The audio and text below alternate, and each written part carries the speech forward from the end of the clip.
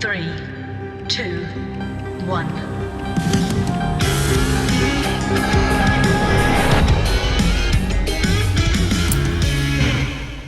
Three men are traveling on a ship when they're suddenly accosted by the devil. And the devil proposes that if each man drops something into the sea and he cannot find it, then he will be that man's slave. But if the devil does find it, however, then he will eat that man up. So their first man reacts very quickly and immediately slips off the Rolex watch he has on and drops it in the ocean, confident of his choice. But poof, he disappears, eaten by Satan. Now, the second man then quickly drops a pure and clear diamond in the ocean, assuming that it was going to be gone forever and that the devil would not be finding it, but he did. And poof, he's gone, eaten up by that evil horned essence. Third man, not one to react quickly, thinks a moment, contemplating the situation, his life. And then he fills a bottle with water and he calmly pours it into the sea. And smiling, he turns to the devil and says, "Try finding that."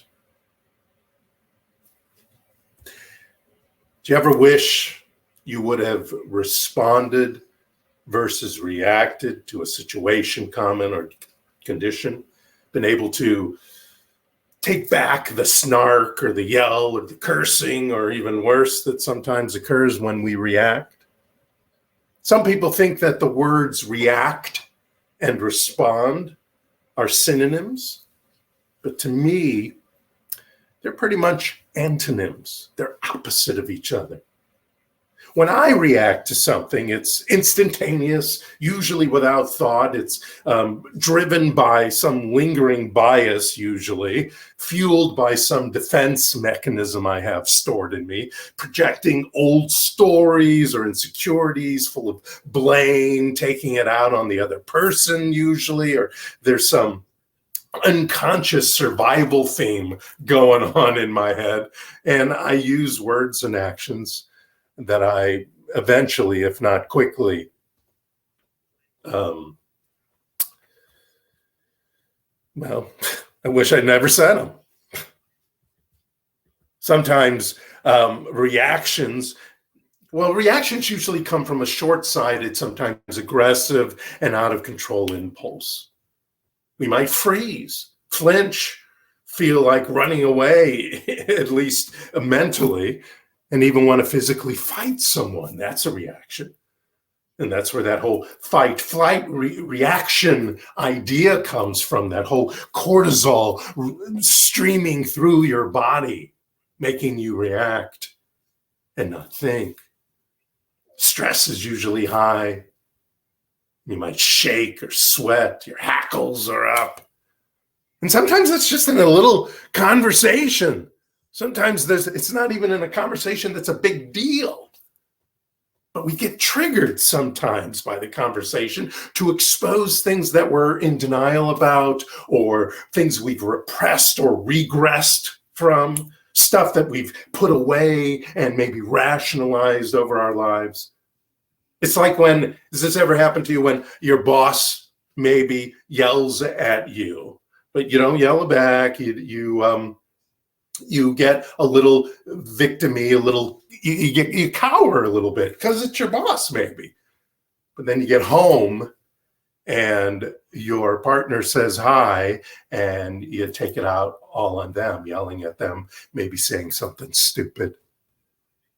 From the stress of that day, from the stress of holding on to that comment you didn't reply to, that you just took.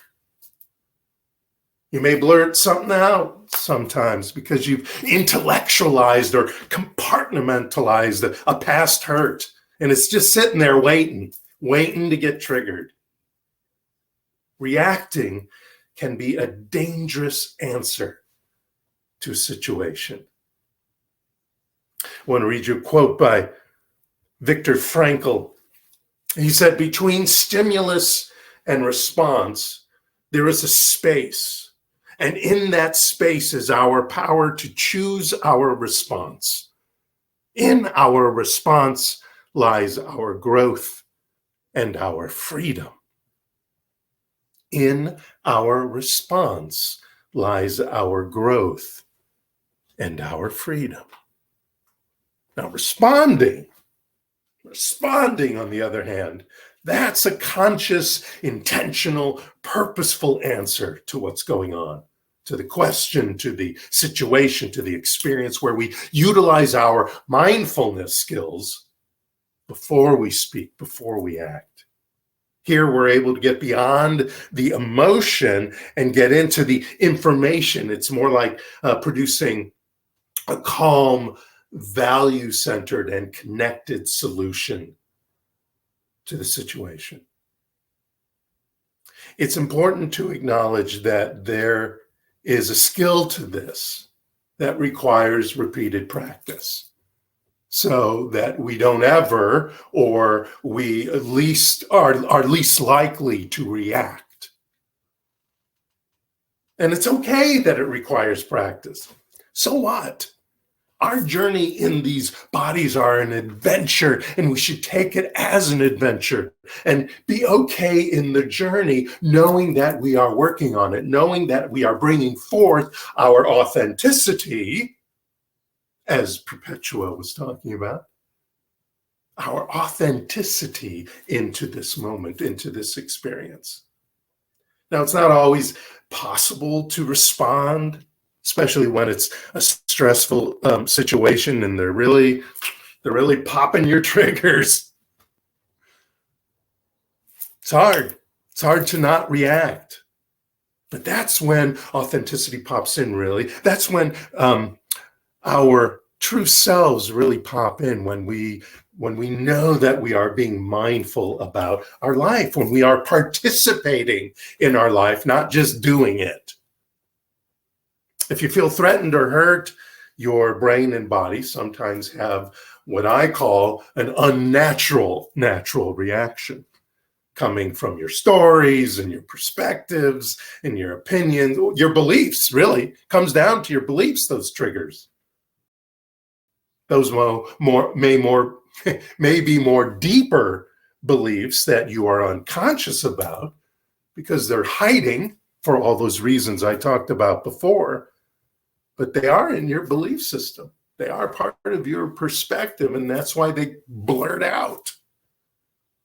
It is the goal of this philosophy, of this center of my ministry, to inform us and inspire us to move towards interacting with ourselves, others, the whole world, the universe, from a more centered and peaceful place, right? That's part of the job of the guided meditations we do, the affirmative incantations I write, the spiritual mind treatments, the affirmative prayers that we have, to become grounded and centered and mindful through these spiritual practices, remembering who we truly are. And in fact, these reactive situations that show up, they're the precursor to your answers and actions. They're the precursor to you stepping into your authenticity, to stepping into your mindfulness, to be stepping into your intentional response to a situation. Now, before I give you some tools, I want to say that we can use our reactions to observe what the heck has been in our way from manifesting what we want or how we want it, moving forward in different parts of our lives, getting healthy, anything that's showing up in our lives, a partner showing up, any of those things. When we observe our reactions, we can see why those manifestations, whatever they are being filtered by that belief that you didn't even maybe consciously know was there. They're an insight, these reactions, to the junk ideas and the old stories and the perspectives that are in our way. So here's our tool. I have a little mnemonic for it. It's called PLACE. P-L-A-C-E, place. Pause, label, ask, choose, express. Place. Number one, pause. You know the the Mad TV sketch with Bob Newhart as the psychiatrist who uses his fancy education to tell his patient after she, reveals her story, et cetera, and she's very upset. She goes into a vent and a rant, and he just says, "Stop it." Now, it's funny. It's very funny in the sketch, especially because it's Bob Newhart and the Bob Newhart show where he played a psychiatrist. But it's so simple. And it's such a seemingly reactive answer to her situation. And yet at the end, it's not a bad response, that reactive answer. Now, of course, the proper course as a professional therapist or psychiatrist or counselor would really be to take her through the stories, asking questions, having her come up with the realizations and answers to these questions herself or himself, because we always have the answers. The answers are always there. And to reveal themselves through a spiritual inspiration, of course, but also because so many times we're just hiding the answers. We're afraid of the answers. We're embarrassed by the answers. But in that case, the Bob Newhart character probably needed to remember to pause at that moment and to notice how he's being triggered. Maybe he needed a little vacation or something. The moment you notice you are triggered, it is time to take a moment to pause and breathe. The moment you feel triggered and notice your energy changing, take a breath. Take a pause. It's okay to go, hold on just a second. I'm feeling triggered a little bit here. I don't know why, but give me a second because I want to respond to you. Pause.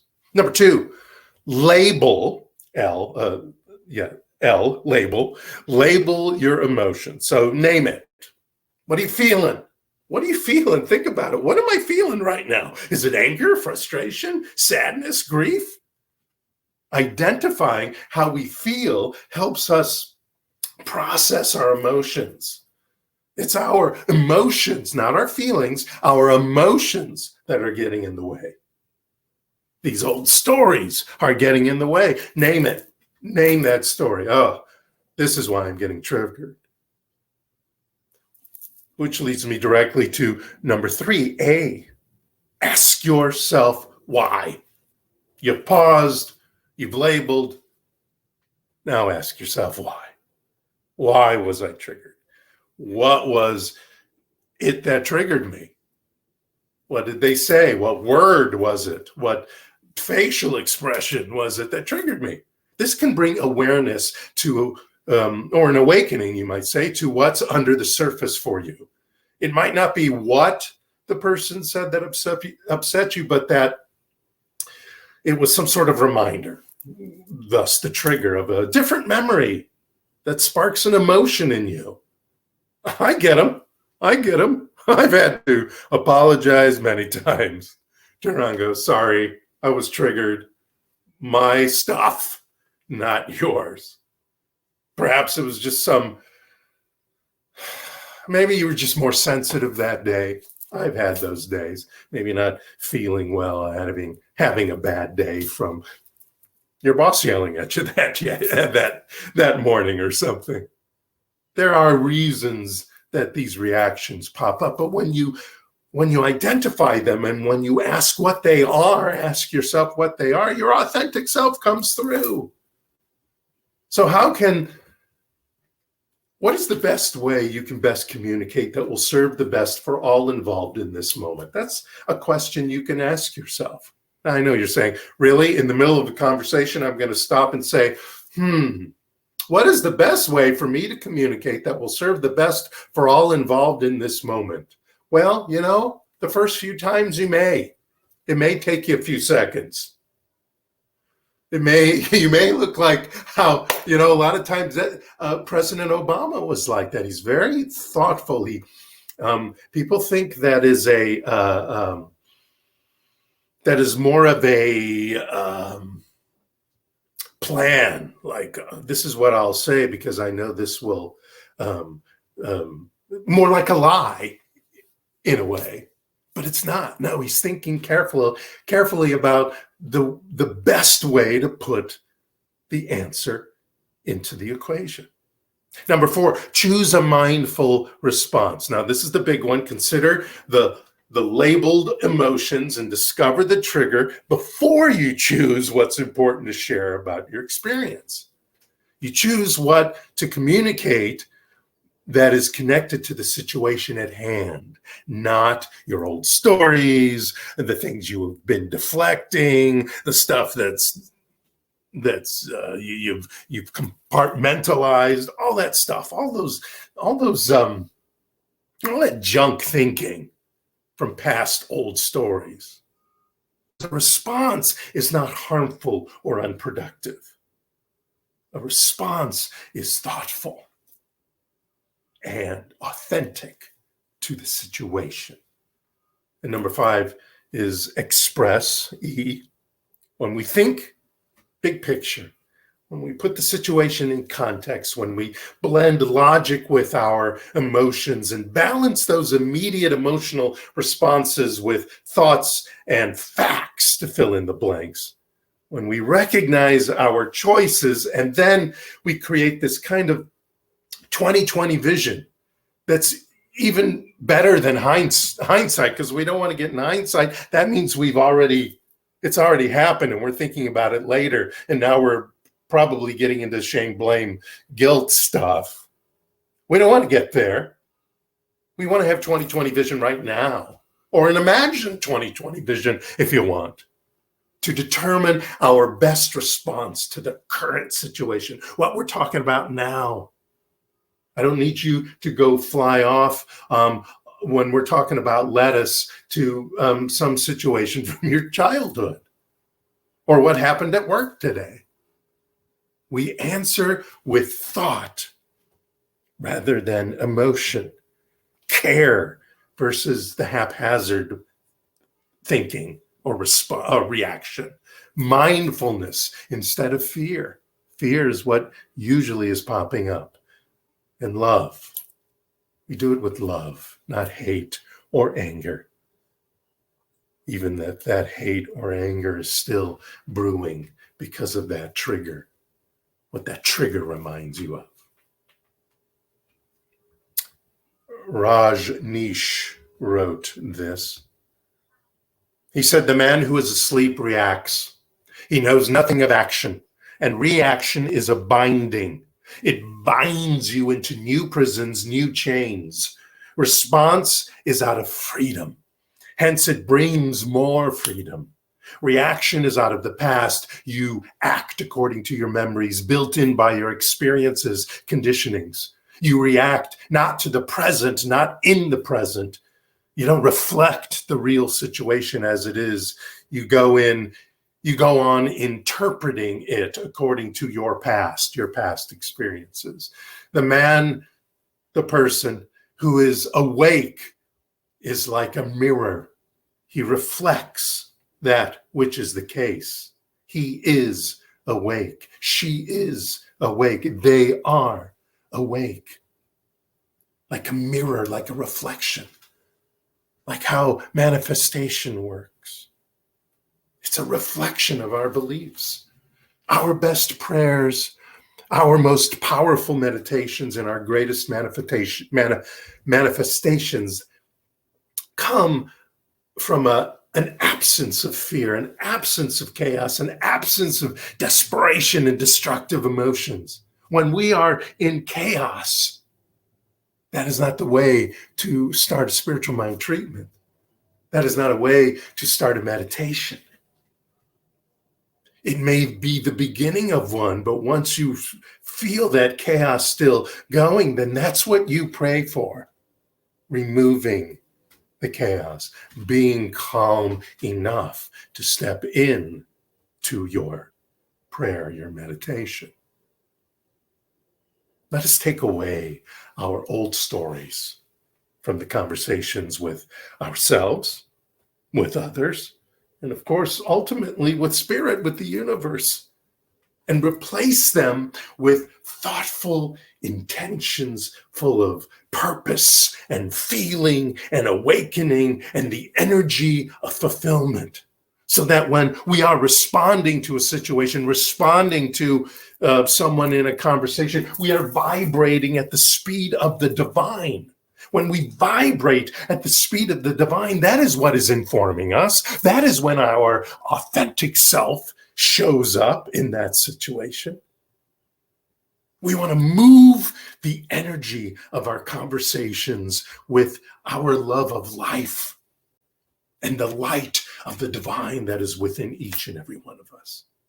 When we do that, then watch your experiences glow with peace and prosperity and ease. Thank you so much. Namaste.